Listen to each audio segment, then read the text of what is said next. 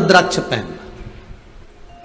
रुद्राक्ष का जल भी पियो बीमारी में, तो ये सोचकर मत पीना कि सियोर वाला महाराज बोला इसलिए पी रहा है। नहीं नहीं, मैंने सुना है कि रुद्राक्ष में सहस्त्र शिवलिंग विराजमान रहते हैं। छोटा छोटा शंकर का एक स्वरूप इस रुद्राक्ष में रहता है। शिव और पार्वती इस रुद्राक्ष में रहती है। सारी माता सती की शक्ति इस रुद्राक्ष में रहती है। इस रुद्राक्ष के अंदर सारी शक्ति विराजमान रहती है।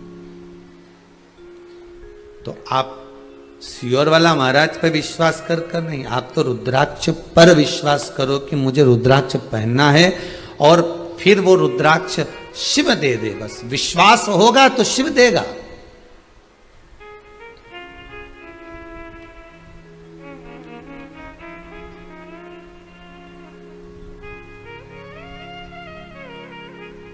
हमारे यहाँ तो रुद्राक्ष रखा, उस पे सांप भी बना है, इन्हें शंकर जी भी बढ़िया है, सब डिजाइन पूरी बनी हुई है। गुरु जी कैसा रहता है? हमने कहा बहुत अच्छा होता है। अगर भगवान बने तो क्या दिक्कत है? पर ऐसे रुद्राक्ष का वर्णन हमारे यहां तो नहीं लिखा। आपके यहां कहीं लिखा हो तो बात दूसरी है। हमारे यहां यह चीज जरूर लिखी है कि रुद्राक्ष में भगवान शंकर की आकृति दिखती है, क्योंकि शिव है, जहां होगा वहां दिखेगा। किसी किसी को तो कोई व्यक्ति निकल कर गया, और कोई व्यक्ति निकल कर गया तो तुरंत चिल्ला करके देते हैं भैरू निकल के गया है। अब भी दिखा था मेरे को, इतने में फोन लगाया, क्यों तुम यहां चौराहे पे क्या कर रहे हो? इतने में पति बोला एक बार वीडियो कॉल कर ले। वीडियो कॉल कर, और जो वीडियो कॉल करी तो बेचारा वो किराना की दुकान पे शक्कर तोल रहा है। तो इतने में नौकर बोला, सेठ जी क्या बात है, आज सेठानी जी वीडियो कॉल पे, क्या बात है? कहीं नहीं, इके भेरू दूसरा दिख गया होगा। बस मेरा ही स्वरूप कहीं दिख रहा है। क्यों? क्योंकि दिन रात चित्त वृत्ति में वही रमा हुआ है। इसलिए कोई भी निकल कर गया, उसकी डिजाइन की शर्ट पहन कर गया, कपड़ा पहन कर गया, परछाई जैसा दिखा, पीछे से दिखा, तो लगे कि ये भैरू ही है, लगे कि ये वही है, क्योंकि उसकी चित्त वृत्ति में वही समाया हुआ, दिन रात वही रमा हुआ। तो वो लगे कि ये है, यही होगी, यही होगा, यही प्रतिबिंब होगा। उसी तरह तुम्हारी चित्त वृत्ति में अगर शिव महापुराण की कथा सुनते सुनते सुनते सुनते रात दिन शिव की चर्चा करते करते, रात को व्हाट्सएप पर भी आप शिव पुराण सुन रहे हो, फेसबुक पर सुन रहे हो, यूट्यूब पर सुन रहे हो, कभी एकांत में बैठकर सुन रहे हो, दिन में टीवी पर सुन रहे हो, कहीं गए तो वहां भी चर्चा वही निकल गई शिव महापुराण की। तो वो शिव तत्व तुम्हारे भीतर अगर घूमता रहेगा तो ये विश्वास मानना, एक दिन शंकर भी झलक दिखाकर चला ही जाएगा, शिव भी निकल कर जाएगा, शंकर भी निकल रहा होगा आपके सम्मुख।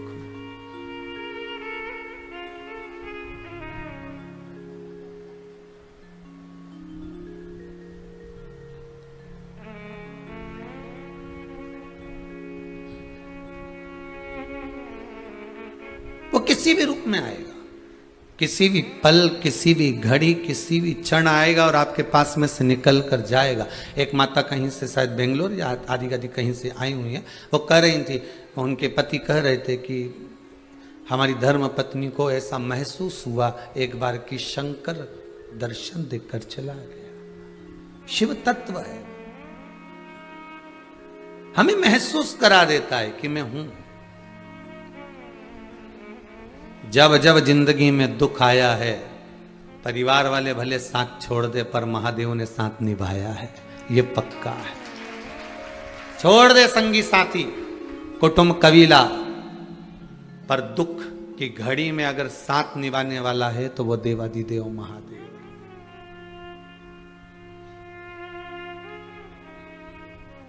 मेरे देवादिदेव महादेव को लग जाता है कि इसका कुछ बुरा कर रहा है कोई, मेरे देवादिदेव महादेव को लग जाता है कि इसके लिए बुरा सोचा जा रहा है और बुरा करने की तैयारी है, तो मेरा देवादिदेव महादेव सारे प्रमाण लाकर सामने रख देता है कि अब तू संभल ले, तेरे लिए सोचा गया। आपके साथ होगा, कई बार ऐसी चीज आपके सामने आ जाएगी जो कभी सोची नहीं है, तो सोचोगे कि विचार करोगे कि कहां से आया। मैं तो कथा सुन रही थी, मेरा तो मन शंकर में लगा हुआ था, तुम कथा में लगे थे। फिर वही वाली बात आ गई, तुम कथा संभालो, तुम्हारी दुकान, तुम्हारा घर, तुम्हारा व्यापार शिव संभालेगा, तुम्हें शंकर संभालेगा। तुम तो केवल शिव पुराण संभालो साहब, तुम तो केवल शंकर को संभाल लो, तुम केवल मंदिर संभाल लो, तुम केवल एक लोटा पानी शिव को चढ़ाकर उस महादेव को संभाल लो, तुम बेलपत्री संभाल लो, तुम काली मिर्च काली तिल जो शंकर को चढ़ती है वो संभाल लो, तुम शंकर को श्वेत पुष्प रक्त पुष्प जो मिलता है वो संभालो, तुम शंकर का स्मरण संभालो, तुम शंकर की चर्चा संभालो, तुम शंकर की शिव पुराण को हृदय में बिठा लो, शंकर का स्मरण करते रहो, शिव चर्चा में डूबे रहो। फिर तुम्हारे परिवार को, तुम्हारे कुटुंब को, तुम्हारे घर को, तुम्हारे व्यापार को, तुम्हारे व्यवसाय को जो भी देना है वो शंकर ही संभालेगा। तुम्हें संभालने की जरूरत नहीं, तुम काय को संभालोगे। पैदा नहीं हुए तो उससे पहले तुम ही संभाल रहे थे कि दूसरा संभाल रहा था। पैदा होने के बाद होते से दुकान चले गया था क्या? अरे बोलो तो सही नहीं, जैसे ही पैदा हुआ वैसे कह दे सिस्टर से मेरी दुकान छोड़ के आ। सिस्टर के अभी तो थप्पड़ मारूंगी, तेरे को उल्टा लटकाऊंगी, पहले धप भी तो मारूंगी, तेरे को उल्टा लटकाऊंगी, तू रोएगा, मैं मुस्कुराऊंगी। डॉक्टर सिस्टर कब मुस्कुराते हैं? जब बच्चा रोता है। संसार की रीति है।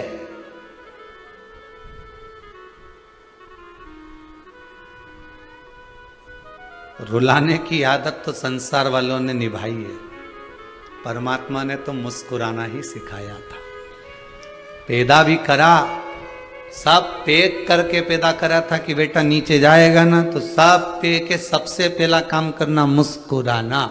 पर क्या करें, भगवान तो मुस्कुराने के लिए तैयार बैठा था और संसार के लोग रुलाने के लिए तैयार बैठे थे। कभी कभी बच्चों के साथ होता है, बच्चा सोते सोते भी स्माइल देता है, छोटा सा बच्चा सोते। आप तो माँ हो, जितने लोग कथा सुन रहे हो, आप माता, आप पिता, आपके घर में बच्चे ने, किसी बहू के, बेटी के, नाती के, पंती के, पड़ोसी के, किसी के बच्चे ने जन्म लिया होगा, कभी उसके फंक्शन में गए होगे, बच्चा सोते सोते पलंग पर मुस्कुराता है। क्या कहते हैं लोग? इसको बेमाता हंसा रही है। क्या कहते हैं लोग? इसको बेमाता मुस्कुरा रही है, इसको गुदगुदी दे रही है तो वो मुस्कुरा रहा है। बेमाता नहीं मुस्कुराती के कहती है। ध्यान देना, संसार के लोग जब धप मार के रुलाते हैं, खटमल काटता है तो रोता है, भूख लगती है तो रोता है, प्यास लगती है तो रोता है, माता के स्तनपान करने के लिए रोता है, तब बेमाता नहीं, मेरा महादेव आकर कहता है मैंने जन्म दिया है, ले मुस्कुरा ले, थोड़ा सा मौका दिया है, मुस्कुरा ले, ये जिंदगी तुझे दी है, मुस्कुरा ले। क्योंकि संसार में केवल एक मनुष्य ही ऐसा है जो मुस्कुरा सकता है। कभी गधे को हंसता हुआ देखा है? कभी मच्छर मुस्कुराया है? कभी खटमल की स्माइल देखी है? कभी जुए ने ठाका लगाया है? अरे बोलो तो सही। कभी मेंढक को हंसता हुआ देखा है? इस मृत्यु लोक में भगवान ने केवल एक मनुष्य को ऐसा बनाया कि तुम मुस्कुराना। सारे दर्द की दवा ही मुस्कुराहट है। आपको भगवान ने कितना भी दुख दिया हो ना, कितना भी दिया हो, और तुम अपने रिश्तेदार के यहाँ जाके जरा मुस्कुरा के बात तो कर लो, रिश्तेदार चक्कर में पड़ जाएंगे। 6 लाख के कर्जे में डूबी पड़ी है, अकड़ तो देखो कितनी पड़ी है। मुस्कुराहट तो तलवार का काम करती है साहब।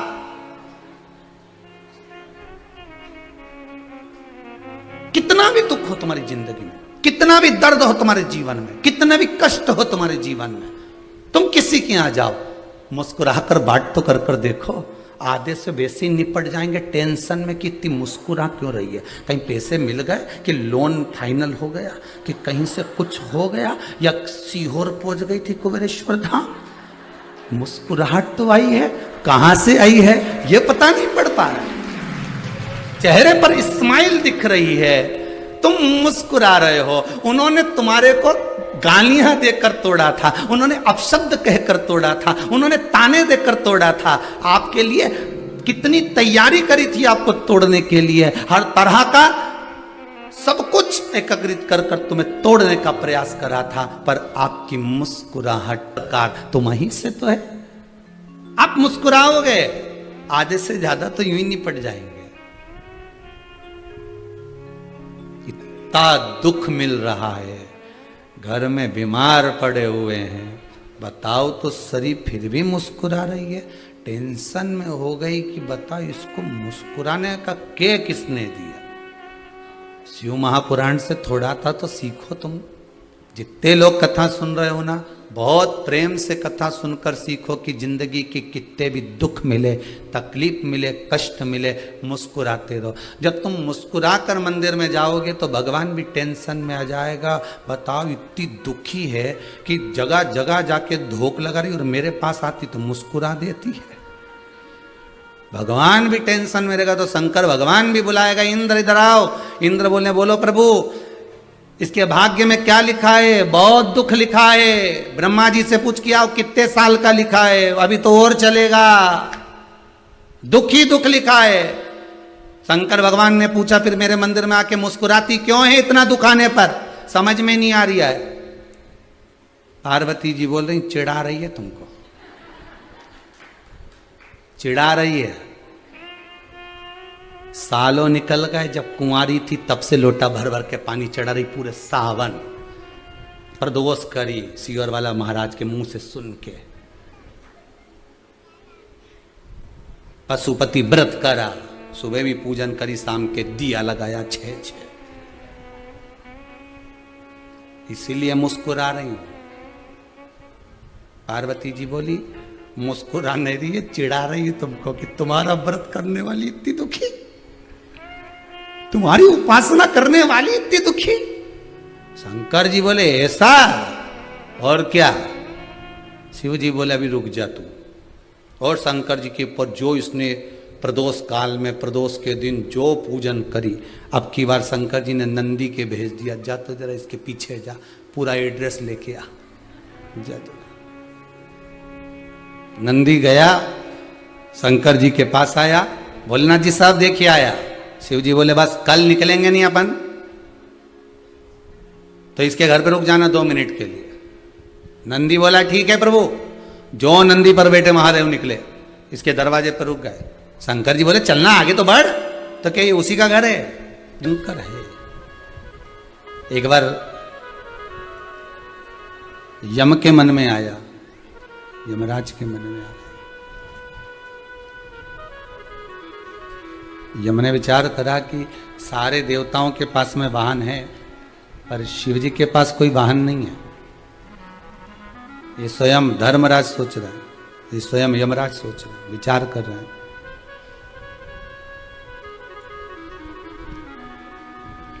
33 कोटि जितने भी देवता हैं, 33 कोटि जितने भी देव हैं, 33 कोटि जितने भी देवता हैं, सबके पास वाहन, पर वाहन नहीं तो शिव के पास नहीं। ये यम विचार करे।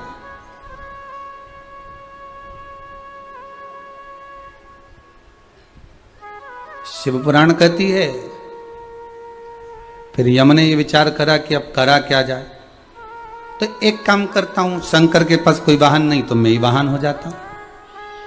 पर शिव का वाहन बनना कोई साधारण सी बात होती है क्या? शंकर के पास में जो जो वस्तुएं हैं वो सारी विचित्र है, और जितनी वस्तु शंकर के पास है वो एक भी घर में रखने के लायक नहीं है। तुम देख लो, शंकर भगवान एक दिन तुमसे कहें तू मेरी बहुत दिन से पूजन कर रही है, ले मेरे गले का बब्बा ले जा। नहीं तो इतने दिन से रोज मंदिर आए, लोटा भर के जल चढ़ाए, और रोज मुझसे के बाबा मेरे ऊपर कृपा कर दो, कृपा कर दो। तो भगवान बोले ले आज कृपा करी दू, ले 250।